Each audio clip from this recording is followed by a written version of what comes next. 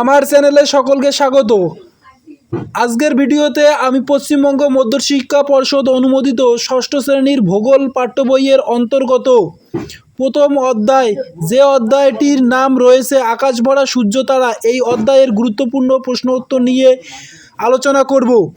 আজকের ভিডিওটিতে যে সমস্ত প্রশ্ন উত্তর তোমরা পাবে, এগুলো ওই পাঠ্য বই খুঁটিয়ে পড়ে প্রত্যেকটি লাইন থেকে বেছে বেছে প্রশ্নগুলি বার করা হয়েছে এবং উত্তরগুলিও তৈরি করা হয়েছে। সুতরাং আমি মনে করি এই প্রশ্নের উত্তরগুলি যদি তোমরা ঠিক করে তৈরি করে নিতে পারো, তাহলে আলাদা করে কোনো নোট বই পড়তে হবে না। তাই আমি চাইবো তোমরা ভিডিওটি স্কিপ না করে একদম প্রথম থেকে শেষ পর্যন্ত দেখো। তো কথা না বাড়িয়ে শুরু করা যাক আজকের ভিডিওটি। একের দাগে বলা রয়েছে জ্যোতিষ্ক কাকে বলে?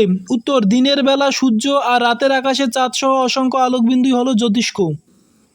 দুইয়ের দাগে বলা রয়েছে মহাবিশ্ব কাকে বলে?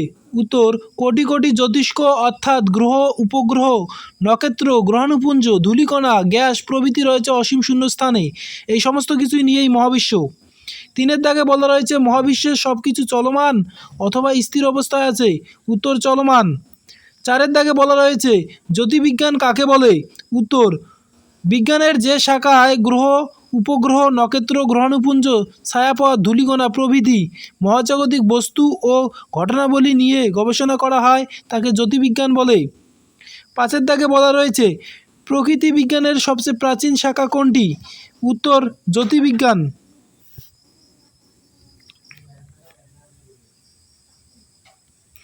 ছয়ের দাগে বলা হয়েছে নীহারিকা কাকে বলে? মহাবিশ্ব সৃষ্টির সময় যে অসংখ্য ধূলিকণা ও গ্যাস মহাজাগতিক মেঘ তৈরি হয় তা হলো নীহারিকা।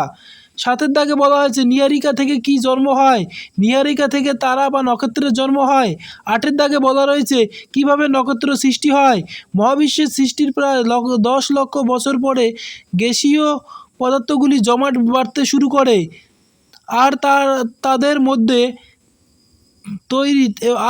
মধ্যে তৈরি হতে থাকে মহাশূন্য। এখানে দুইটা মধ্যে একটা কাটা যাবে। জমাট বাঁধা পদার্থগুলি প্রচণ্ড গতিতে একে অপরের সঙ্গে মিলে গিয়ে প্রখণ্ড আকারের জ্বলন্ত নক্ষত্রের জন্ম দেয়। নয়ের দাগে বলা রয়েছে ছায়াপথ বা গ্যালাক্সি কি? উত্তর, লক্ষ লক্ষ নক্ষত্র নিয়ে মহাকাশে পেঁচানো ডিম্বাকার ইত্যাদি বিভিন্ন আকৃতির যে নক্ষত্র সমাবেশ সৃষ্টি হয় তাদের বলে ছায়াপথ। 10এর দাগে বলা রয়েছে সূর্য, পৃথিবী ও অন্যান্য গ্রহ যে ছায়াপথে রয়েছে তার নাম কি? তার নাম হচ্ছে আকাশগঙ্গা বা মিল্কি ওয়ে। তারা বা নক্ষত্র কি? উত্তর, তারা বা নক্ষত্র একটি জ্বলন্ত গ্যাসীয় পিণ্ড যাদের নিজস্ব আলো উত্তাপ আছে। 12 দাগের প্রশ্ন, কোন রঙের তারার উষ্ণতা সবচেয়ে কম? উত্তর, ছোট লাল রঙের তারা। 13 দাগের প্রশ্নে বলা রয়েছে আকাশে কোন রঙের তারা সবচেয়ে বেশি দেখা যায়? ছোট লাল রঙের তারা।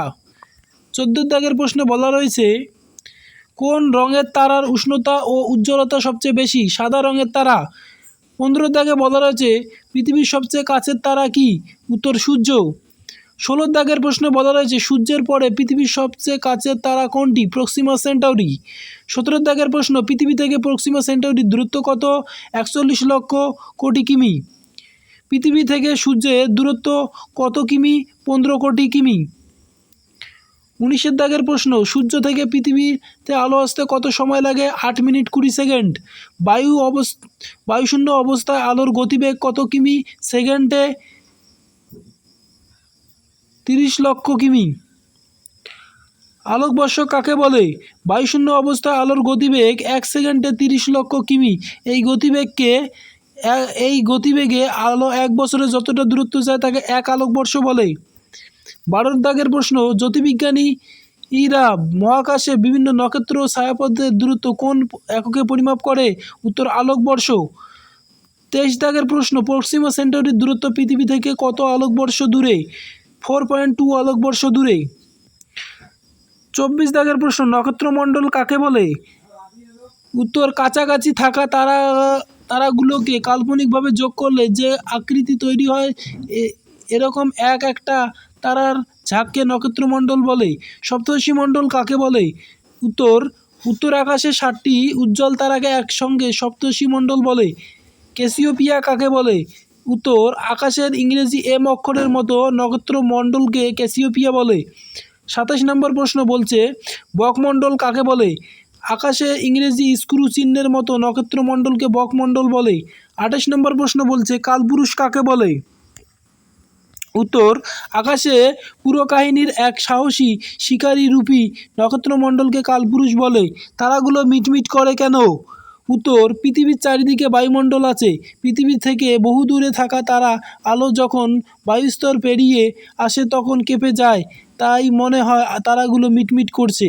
30 নম্বর খালি চোখে মাত্র কত সংখ্যক তারা দেখা যায়? 6000-এর মতো। টেলিস্কোপ কাকে বলে? উত্তর আকাশের জ্যোতিষ্কদের পর্যবেক্ষণ করার জন্য কাঁচ লাগানো বিশেষ চোঙ আকৃতির যন্ত্রকে টেলিস্কোপ বলে। টেলিস্কোপের সাহায্যে 200 কোটি আলোকবর্ষ বা তারও 200 কোটি টেলিস্কোপের সাহায্যে 200 কোটি আলোকবর্ষের তারাও দেখা যায়। মানমন্দির বা অবজারভেটরি কাকে বলে? উত্তর আকাশ পর্যবেক্ষণ করার জন্য দূরবীন বা টেলিস্কোপ প্রয়োজন। এই দূরবীন বা টেলিস্কোপ যে বিশাল গোলাকার গম্বুজ আকৃতির ঘরে রাখা হয় তাকে মানমন্দির বা অবজারভেটরি বলে। 33 নম্বর প্রশ্ন সূর্য কি? আকাশগঙ্গার লক্ষ কোটি তারার মধ্যে একটি মাঝারি হলুদ তারা হলো সূর্য। সূর্য কবে কিভাবে সৃষ্টি হয়? আজ থেকে 460 কোটি বছর আগে মহাবিশ্বে ভাসমান ধূলিকণা, হাইড্রোজেন ও হিলিয়াম গ্যাসের বিশাল মেঘ সংকুচিত হয়ে জমাট বেঁধে তৈরি হয় সূর্য।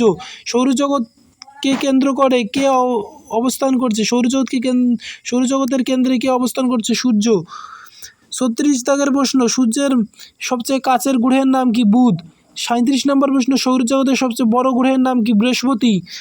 38 নম্বর প্রশ্ন সূর্য থেকে দূরত্বের বিচারে পৃথিবীর স্থান কত? 3 নম্বর। সূর্য পৃথিবী থেকে কত লক্ষ গুণ বড়? 13 লক্ষ গুণ বড়।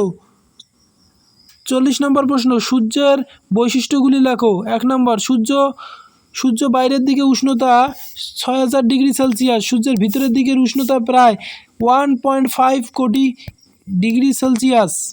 সূর্যের ভিতরের দিকের উষ্ণতা 1.5 অর্থাৎ দেড় কোটি ডিগ্রি সেলসিয়াস। আর পৃথিবী থেকে সূর্য 13 লক্ষ গুণ বড় এবং 3 লক্ষ গুণ ভারী। 4 নম্বর কি বলছে? 4 নম্বর বলা হয়েছে সূর্যরশ্মি 200 কোটি ভাগের 1 ভাগ মাত্র পৃথিবীতে পৌঁছায়। 5 নম্বর বলা হয়েছে সূর্যের গায়ে যেখানে উত্তপ্ত একটু কম সেই জায়গাগুলি একটু কম উজ্জ্বল, তাই কালো দাগের মতো দেখায়। এগুলিকে সৌর কলঙ্ক বলে। 41 নম্বর প্রশ্ন সৌরজল কাকে বলে? সূর্যের বাইরের অংশে ছোট ছোট বিস্ফোরণ হলে প্রচুর পরিমাণ আয়নিক কণা গ্যাস রশ্মি চারদিকে ছড়িয়ে পড়ে, একে সৌরজল বলে। প্রতি 11 বছর অন্তরে এই সৌরজল জোরালো হয়। 42 নম্বর প্রশ্ন খালি চোখে সূর্যের দিকে তাকাতে নেই কেন? বলছে খালি চোখে সূর্যের দিকে তাকালে রেটিনা পুড়ে যেতে পারে, তাই খালি চোখে সূর্যের দিকে তাকানো উচিত নয়। এই ভিডিওটিতে আকাশ ভরা সূর্যতারা অধ্যায়ের প্রথম পৃষ্ঠা থেকে 5 নম্বর পৃষ্ঠার সমস্ত গুরুত্বপূর্ণ প্রশ্ন উত্তরগুলো আলোচনা করা হয়েছে এবং পরবর্তী পার্টে বাকি প্রশ্ন উত্তরগুলো পাওয়ার জন্য চ্যানেলটিকে অতি অবশ্যই সাবস্ক্রাইব করে রাখো।